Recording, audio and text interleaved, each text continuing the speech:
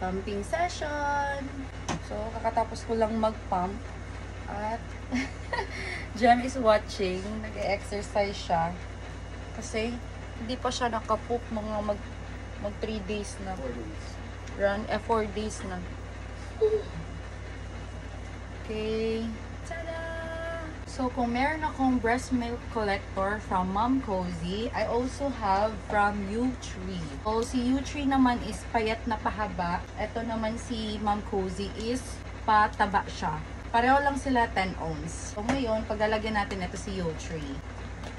Yung cooling tube din nila is ganun din ang style. Kahit pa magkatabi sila sa ref or sa freezer, ma-identify mo talaga kung saan si U-Tree at saka si Mom Cozy. So, this one is 7 ounce mga mems. So, pareho yun sila. Merong malambot dito na part because you can change it to bottle nipple.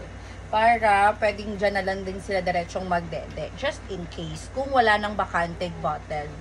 Ayan. The other side is dito lang siya. Si Jem yun! Nangingay mo siya! So, ihahalo na lang natin dito kasi sayang may space pa naman. Ayan, nag-uusap sila ng kanyang dada niya.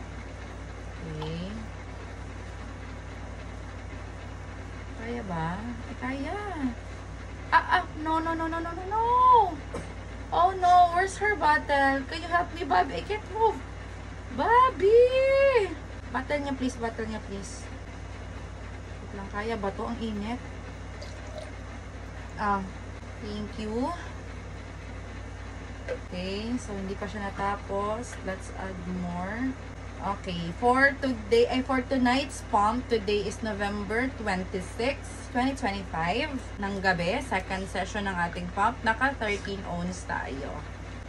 Tada! Punong-puno. Ayan. Hanggang bunganga yan siya. So, kung 10 dito, ayan, mga nasa 13 ounce siya. Ayan, mga harvest tayo. So, ito yung na-pump ko. Ilalagay lang muna natin sa baba.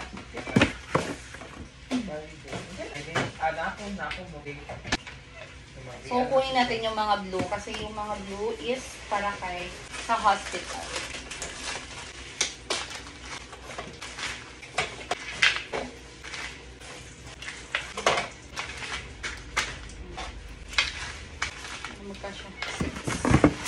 Naka 30 tayo, girl. 6, 7, 8.